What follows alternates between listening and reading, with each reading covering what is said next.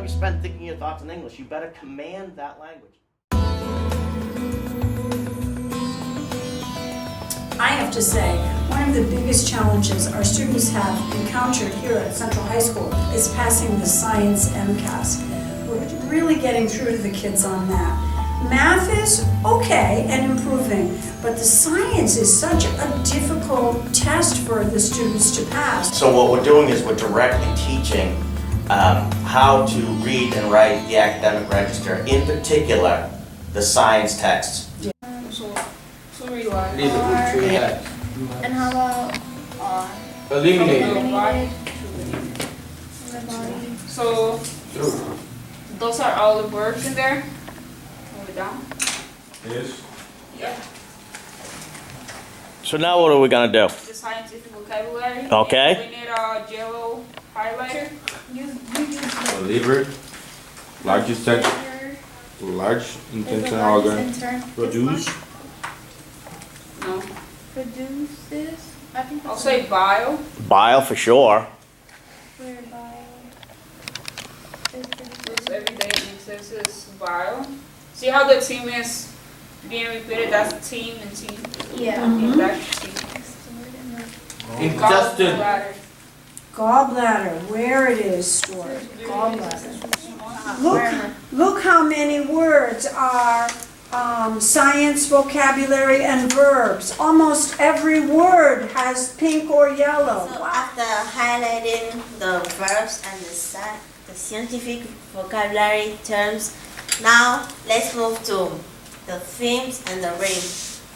So, what's the theme? Someone to tell me what's the theme? The idea. So, in the sentence, right? And what's the rhyme? What develops from the idea? So, let's start by the first sentence. Where's the theme in this sentence? I really enjoyed seeing the students do the lesson on finding the scientific vocabulary, finding the theme and the rhyme, and identifying those pieces of the science writing that they have become familiar with. What's the next step? So now I know this is theme, this is rhyme. Now what? What do I do with that? Why are we doing this? We're doing this so that the students can learn the content. That's why we're doing this.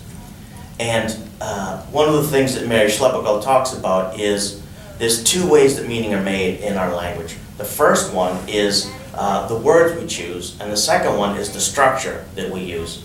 So by teaching the science lexicon, the vocabulary terms, and by teaching the structure, some of the hidden structure of the language, like the theme ring pattern, like the repeated theme pattern, all those cohesive devices, nominalization, getting a sense of who are the participants or what are the participants in a clause, what's the process that's happening, and what are the circumstances under which things are happening. By understanding all those ideas, then the comprehension improves dramatically. And that's our goal, is increased understanding of the science content.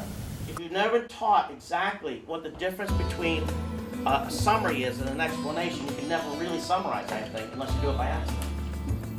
What limits your potential as somebody who thinks, as someone who has thoughts and feelings, is how well you understand the language. Because when you're thinking your thoughts, you're thinking it in a language. What is the difference? How do you take a clause and make it into a complex thought? How do you take a clause and make it into a compound thought? How do you take a clause and make it into a compound, complex thought or sentence? That's what we're doing here. Finding the circumstance. Under what conditions are these things happening? Well, that's with the prepositional phrases, with the adverbs. Good. Let's read that again.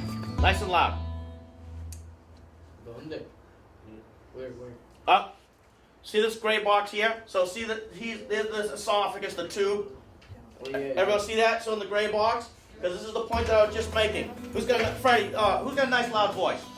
Go ahead, nice loud voice. Let's read that first sentence again. Clauses. Are the basic unit of the English language because each clause contains an idea to be communicated. Good. Each clause contains. So now we know that the clause is where an idea is. And let's break the clause apart. There's two parts to a clause. There's two parts to a clause. What are they? Read that next sentence. Each clause contains a theme and a rhyme. What's the theme? Daniel, read that for us. A theme is...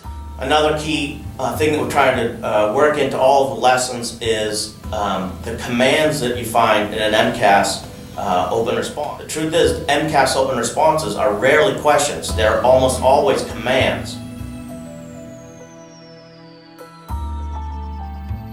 And that's also true in the English MCAS, Yeah. in the Is ELA it? MCAS. It is describe or Compare, and the math is calculate, evaluate. right?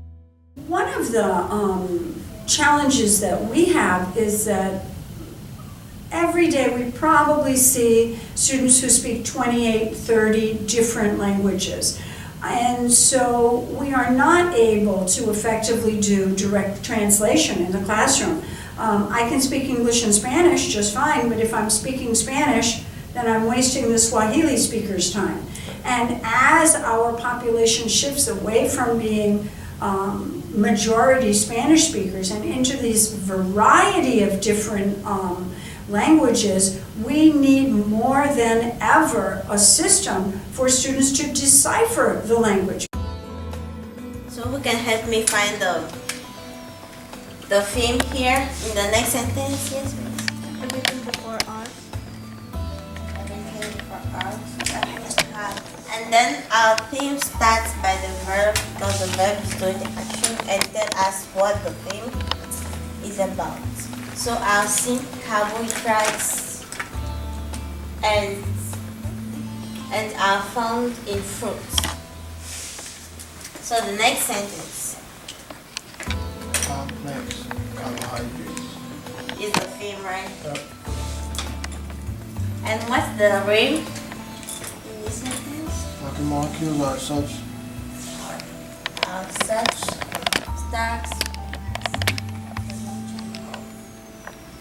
I don't know, I'm not sure, I'm asking. agree. Because you agree with her? Yeah. Because basically the full theme, sentence. the theme is something, a subject or whatever, and then the rhyme is the information about that subject or whatever. So